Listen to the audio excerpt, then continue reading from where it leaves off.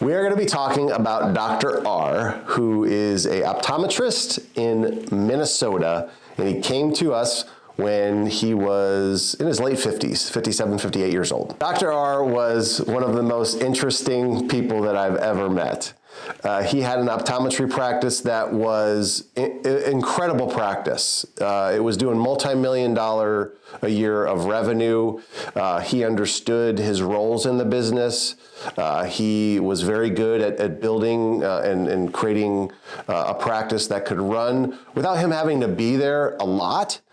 He still had some of the same problems that most practitioners have in dealing with staff, but he had created a scenario where he had multiple associates and the practice was viable and the practice was profitable. The main problem Dr. R had was that he did not have very good control of the money, and that resulted in him not really having a lot of business reserves, which was always a problem for him. He could never quite understand why that was the case.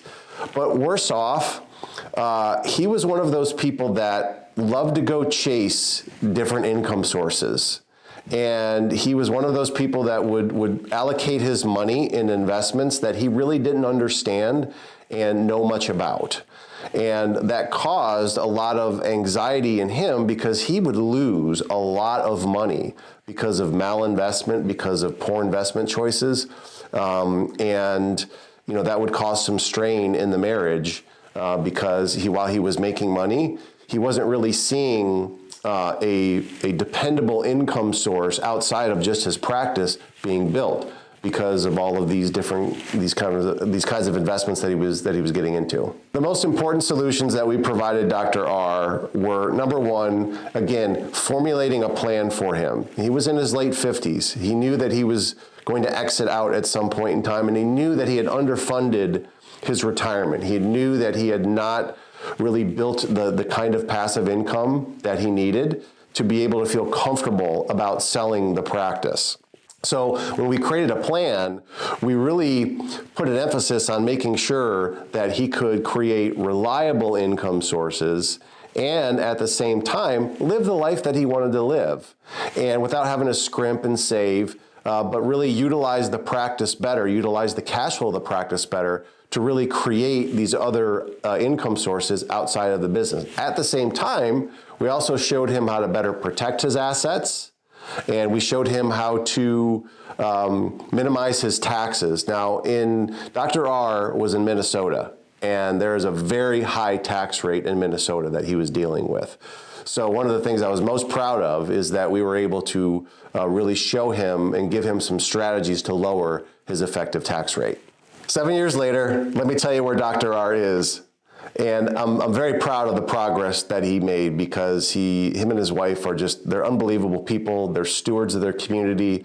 They contribute a lot. So they deserve to have a level of financial independence. Right now, his practice is doing better than ever. As a matter of fact, he's probably going to look at exiting his practice for a very high multiple, which is really good for him. Number two, he has plenty of reserves in the business right now that can handle any kind of expenses. He has been able to create his passive income target, and he was able to do that in 5 to 7 years. So it didn't take 30 years for him to create the amount of income that he needed to pay for his basic lifestyle. He was able to do it in 5 to 7 years. His effective tax rate went from, it was right around 35% down to 20%.